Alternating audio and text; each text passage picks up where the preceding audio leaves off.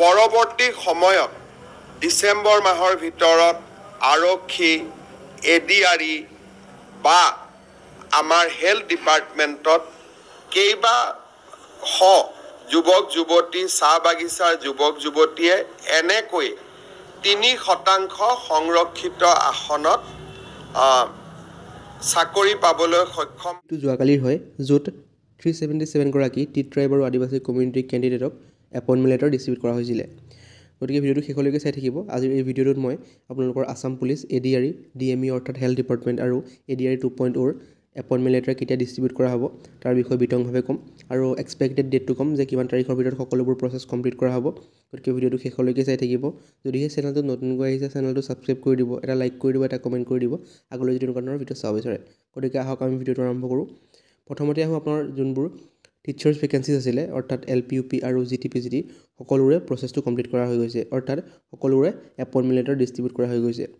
বৰ্তমান যোৱাকালি যি 377 গৰাকী টি ট্ৰাইব আৰু আদিবাসী কমিউনিটি কেণ্ডিডেট আছিলে তেওঁলোককো দিয়া হৈ গ'ল, কিন্তু আৰু এটা প্ৰচেছ বাকী আছে, অৰ্থাৎ PWD কেণ্ডিডেট যিসকল আছে তেওঁলোকক এতিয়ালৈকে এপইণ্টমেণ্ট লেটাৰ ডিষ্ট্ৰিবিউট কৰা হোৱা নাই।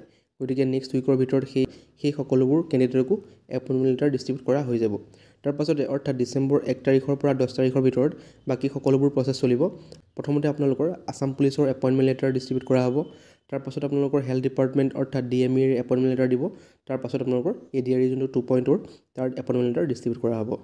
যিহেতু এডিআৰই 2.0 ডিপাৰ্টমেণ্ট এলটেড কমপ্লিট হৈ গ'ল, তেওঁলোকক কোৱা হৈ গ'ল যে তেওঁলোকে কোন ডিপাৰ্টমেণ্টত নিজৰ চাকৰিটো পাব। ডিষ্ট্ৰিক্টবোৰ কোৱা নাই যে আপোনালোকে ক'ত চাকৰিটো পাব, কিন্তু আপোনালোকৰ ডিপাৰ্টমেণ্টবোৰ সকলোকে জনোৱা হৈ গ'ল বা সকলোকে ডিষ্ট্ৰিবিউট কৰা হৈ গ'ল। ডিপাৰ্টমেণ্ট ৱাইজ যোনবোৰ ভেৰিফিকেশ্যন অৰ্থাৎ ডকুমেণ্ট ভেৰিফিকেশ্যন আছে সেইবোৰ এতিয়া বৰ্তমান চলি আছে। কিছুমান ডিপাৰ্টমেণ্টৰ কমপ্লিট হৈছে আৰু কিছুমান ডিপাৰ্টমেণ্টৰ বৰ্তমান চলি আছে, সেইটো কমপ্লিট হোৱা নাই। গতিকে সেইটো আপোনালোকৰ নৱেম্বৰ লাষ্টৰ ভিতৰত সকলোবোৰ কমপ্লিট হৈ যাব। গতিকে 1 ডিচেম্বৰৰ পৰা 10 ডিচেম্বৰৰ ভিতৰত এই এপইণ্টমেণ্টবোৰ দিয়া হ'ব। যে আছাম পুলিচৰ এপইণ্টমেণ্টবোৰ কেনেকৈ দিয়া হ'ব, আছাম পুলিচৰ আপোনালোকৰ প্ৰথমতে আপোনালোকৰ নেক্সট যোনটো এপইণ্টমেণ্ট ডিষ্ট্ৰিবিউট কৰা হ'ব এইটো আছাম পুলিচৰে কৰা হ'ব, অৰ্থাৎ ডিচেম্বৰৰ যোনটো ফাৰ্ষ্ট উইকৰ ভিতৰত কমপ্লিট কৰা হ'ব আছাম পুলিচৰ এপইণ্টমেণ্ট ডিষ্ট্ৰিবিউশ্যন চেৰিমনিটো। তাৰপিছত আহিলে আপোনালোকৰ DME হেল্থ ডিপাৰ্টমেণ্টৰ, যিহেতু যথেষ্ট পষ্ট নাছিলে, পষ্ট কম আছিলে, গতিকে তেওঁলোকক নেক্সট প্ৰচেছত আছাম পুলিচৰ পাছতে তেওঁলোকক এপইণ্টমেণ্ট দিয়া হ'ব আৰু লাষ্টত এডিআৰই এপইণ্টমেণ্ট লেটাৰ দি পেলাই এই যোনটো ৰিক্ৰুটমেণ্ট প্ৰচেছ আছিলে এপইণ্টমেণ্ট লেটাৰ ডিষ্ট্ৰিবিউশ্যন সেই প্ৰচেছটো কমপ্লিট কৰা হ'ব।